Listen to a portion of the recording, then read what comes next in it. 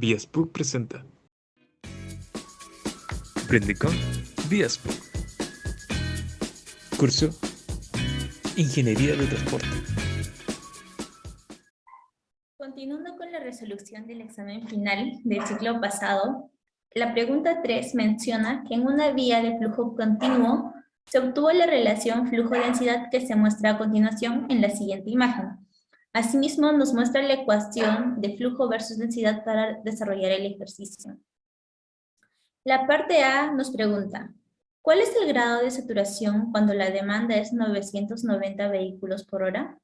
Bien, se sabe que el grado de saturación es la demanda entre la capacidad. Dado que la demanda ya es dato, es necesario determinar la capacidad.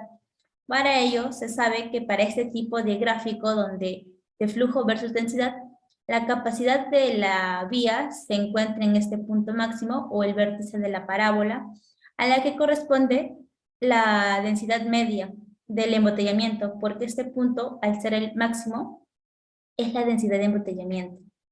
En ese sentido, se sabe que la fórmula que cumple para determinar la capacidad del carril es la velocidad libre por la densidad de embotellamiento sobre 4.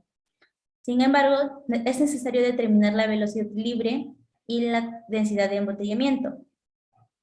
Para ello, se sabe que el flujo cumple la siguiente ecuación, esta de acá, y tiene la misma forma. Entonces, si comparamos con la ecuación de dato, podemos ver los valores o verificar los valores que corresponden a la velocidad libre y a la densidad de embotellamiento, de donde se obtiene que la velocidad libre es 85 kilómetros por hora y la densidad de embotellamiento es 130 vehículos por kilómetros por carril.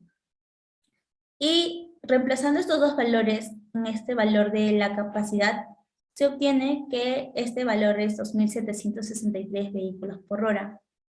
Otra forma de calcular la capacidad es reemplazar o emplear la ecuación de dato más directamente para hallar la capacidad o para hallar la densidad de embotellamiento. Entonces, para ello sería necesario igualar este flujo igual a 0, ya que en este punto máximo el flujo es 0. Resolviendo esta ecuación con el flujo igual a 0 se obtienen dos valores. Primero cuando la densidad es 0 y el segundo cuando la densidad es 130, que correspondería a la densidad de embotellamiento. Y como se trata de una parábola, este punto medio sería 65, ya que es la mitad de la densidad de embotellamiento. Y al reemplazar este valor 65 en la ecuación del flujo, también nos va a salir la capacidad del carril. Entonces, el grado de saturación sería la demanda, que es 990 vehículos por hora, entre 2.763, que es la capacidad del carril. Y eso equivale a 0.358. Como este valor es menor a 0.7, se podría afirmar que las colas y demoras son casi constantes. La pregunta B nos indica, ¿cuál es la velocidad asociada a esta capacidad? Esta velocidad asociada también hace referencia a la velocidad espacial.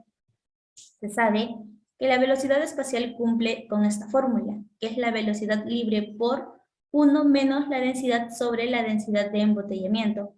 Entonces, este valor, si reemplazamos directamente en la fórmula, la velocidad libre lo habíamos determinado que era 85, como se muestra aquí. Y la densidad de embotellamiento es 130. Ahora, esta capacidad, como ya lo mencioné antes, corresponde al punto medio o a la densidad media de embotellamiento, como lo mencioné aquí. Entonces, ese valor sería 65 vehículos por kilómetros por carril. Y reemplazando en la fórmula, nos sale que la velocidad asociada es 42.5 kilómetros por hora. En la parte C nos dicen, considerando el gráfico fundamental, explique de qué condiciones dependerá la capacidad del tramo. Esta dependerá de la densidad de la vía, de la velocidad del flujo libre de un vehículo, así como también del tipo de vía y el diseño de la vía, ya que todos estos factores influyen en la capacidad que pueda tener una vía.